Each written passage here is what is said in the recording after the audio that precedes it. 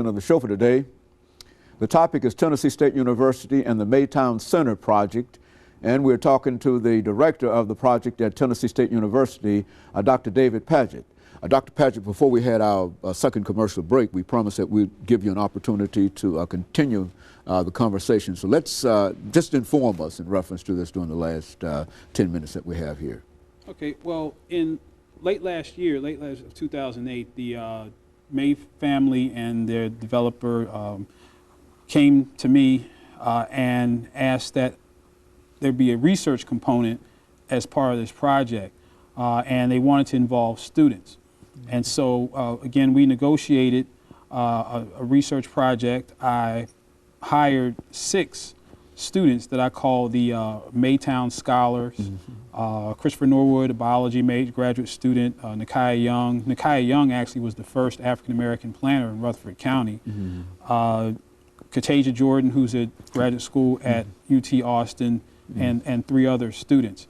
And so their mission was to take the data that we collected from a variety of sources, including spatial information using geographic information systems, to look at the area, map the area, and look at the communities that will be impacted by Maytown Center. And so after we analyzed these communities, we came up with 3 primary, what we call stakeholder groups. The first are African American, or well, alumni of Tennessee State University, who are almost overwhelmingly black, of course.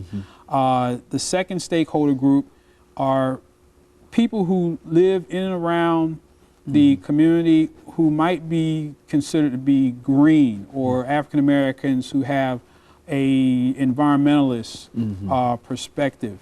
And then the third group are business owners, the people who have business interests. So those are 3 stakeholder groups that we're looking at most closely to see, where they might weigh in on this project.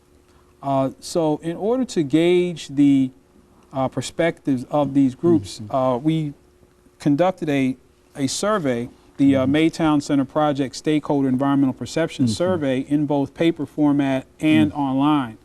And so we've been getting feedback from these surveys, and what we found thus far is very interesting.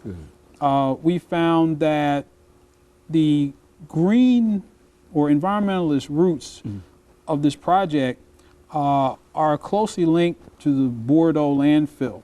You know that there was a landfill in Bordeaux that was closed down. The black community out there fought against it for 20 years, literally.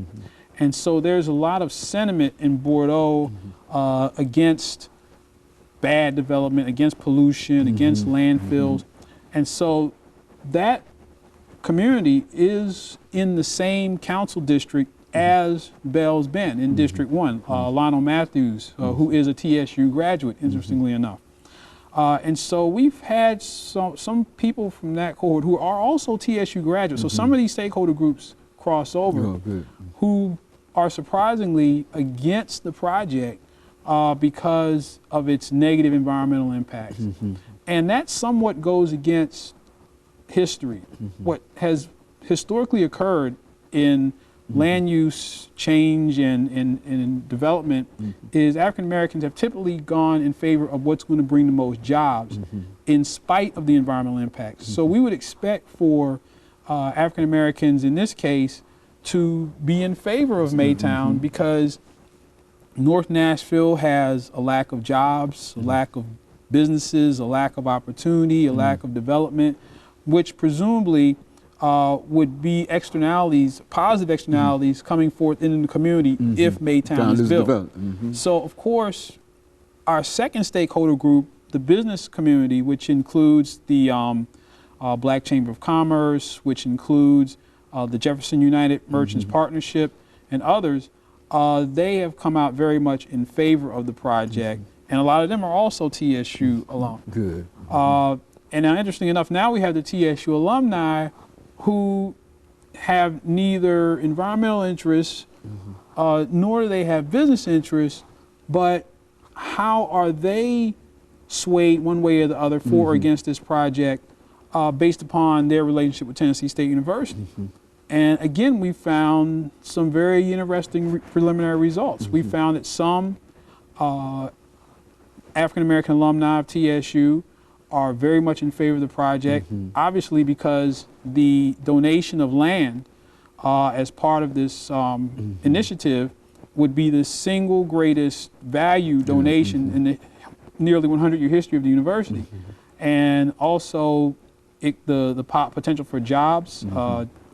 President Melvin Johnson, the president of TSU, has mentioned at other research parks how many graduates of those institutions that are connected to these research projects almost are promised jobs once they get out of college. There are jobs all over the community. There are